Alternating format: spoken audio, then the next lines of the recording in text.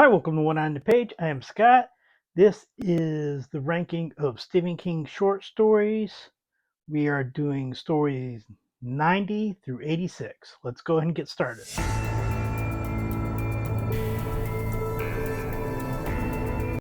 There are 5 stories this week, and all of the stories come from 2 collections. Short story number 90 is Premium Harmony, which was originally published in the New Yorker in 2009 and then collected in the Bazaar of Bad Dreams. Right. In Premium Harmony, Ray and Mary are having an argument in their car. They stop at a convenience store and Mary goes inside. After some time, somebody comes out to him, and it turns out that Mary has had a heart attack in the convenience store and she has died. And basically, Ray is waiting there for the EMTs to come and has conversations with people at the convenience store. And then eventually, Mary is taken away, and then Ray goes on to leave himself, and then he discovers something afterwards, which I won't spoil.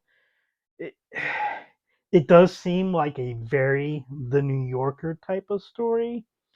Doesn't particularly work very well for me. I think there's a distance in it that you don't usually get from Stephen King tales, although if you do get them, they do tend to happen more often in short stories than they do in longer fiction.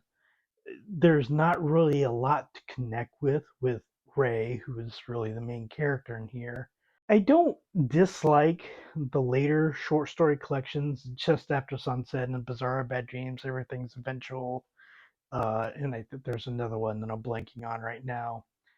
But they do contain Stephen King going a little bit outside his comfort zone, but it also is perhaps him trying to go so far outside his comfort zone that he tries to write as somebody who is not Stephen King.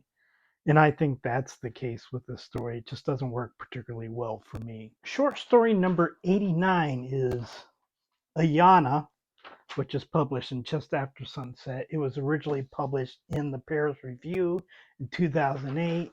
It's about a man basically who has witnessed a miracle that had to do with his father, performed by a young woman named Yana. And it's just another one of those stories. There's not particularly anything wrong with it. It just doesn't stand out. It does have the very quintessential Stephen King type character, type narrator, but the story just doesn't really go anywhere of interest. And again, I don't want to cast aspersions because of the type of publications that he's publishing these stories in, but the New Yorker and the Paris Review, and I do know about the New Yorker. I don't necessarily know about the Paris Review, but perhaps my own prejudices here, just seeing something that's called the Paris Review, I have my own belief about what kind of stories would be in something called the Paris Review. And it's not typically the type of stories that I would appreciate from Stephen King. Now, this gets into the area, and I have talked before about stories of ideas and stories of plot or stories of story.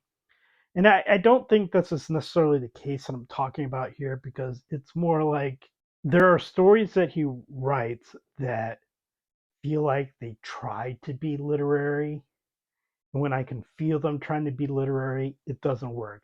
He does write stories that I fight that are literary, like The Reach in, I almost said Pet Cemetery, but it's in Skeleton Crew.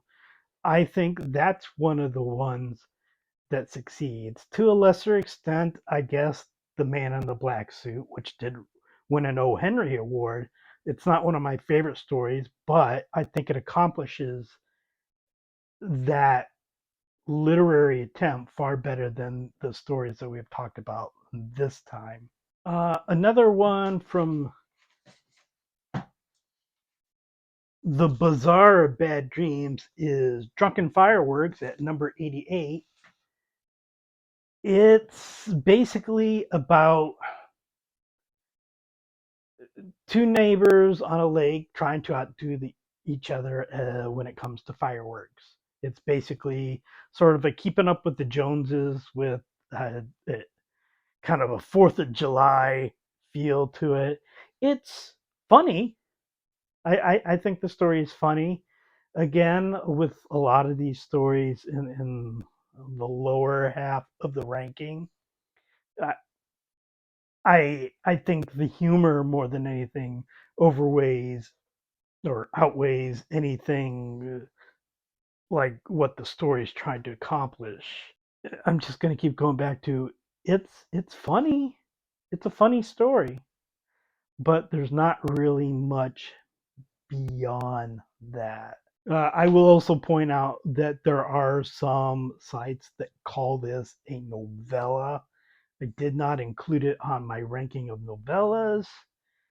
I feel when I was looking through these things and seeing the page count, essentially, I felt that this one was close, but I kind of feel it fell on the short story side, which is why I am including it here and not in novellas. Short story number 87 is Harvey's Dream, which is collected in Just After Sunset. It was published in the New Yorker in 2003. Again, we're talking about the New Yorker, so we kind of see. Oh, and I do want to point out that Drunken Fireworks, it was originally published as an audio uh, release, so it wasn't published in a regular publication. But Harvey's Dream was published in the New Yorker. Harvey wakes up from a dream in which he dreams that his daughter died in an automobile accident.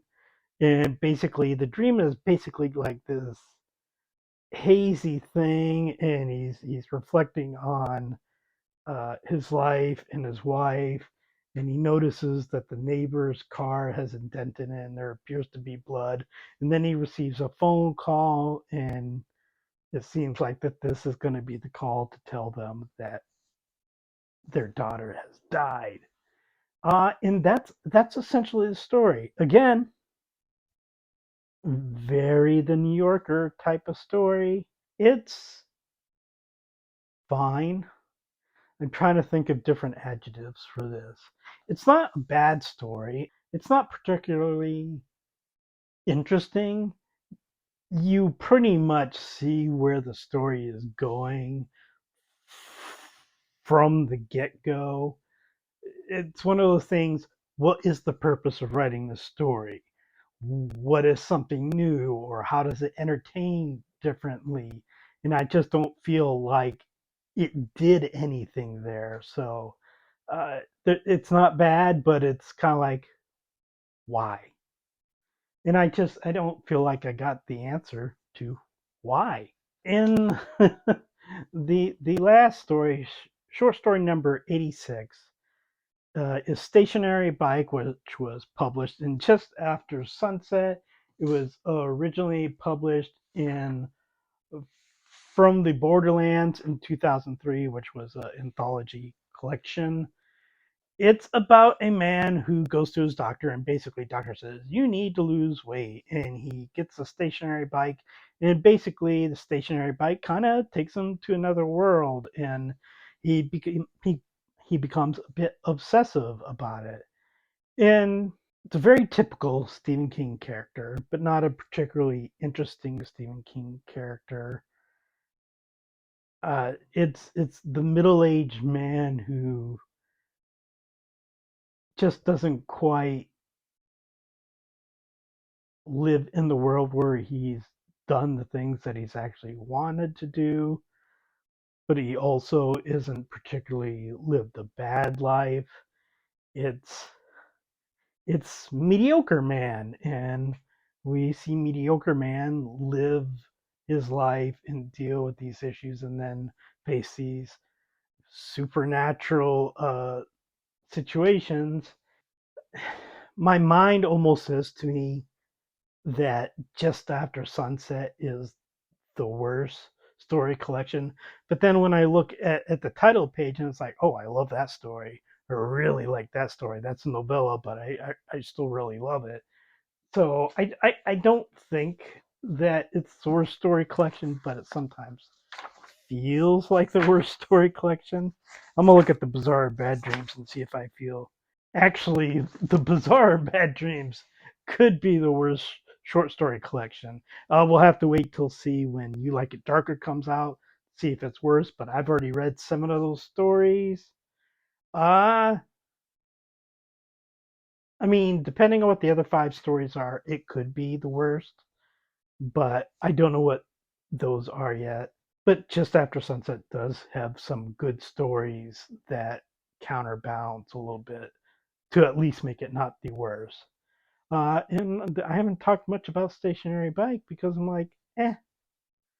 I'm looking forward to getting to the point where I talk about books or where I talk about stories where it's like, oh, I really am interested in this one, and this is really flawed, but this. And it's just like we've gone through the worst, which I'll say every video, uh, Man with the Belly, absolute worst, which there's a lot to say about that because it sucked. And we got some bad ones. Now we're kind of into like the C minus stories. It's like, yeah, they're not great, but I guess they passed. So, but that is it for this time. Please like and subscribe, leave a comment, and I will talk to you next time.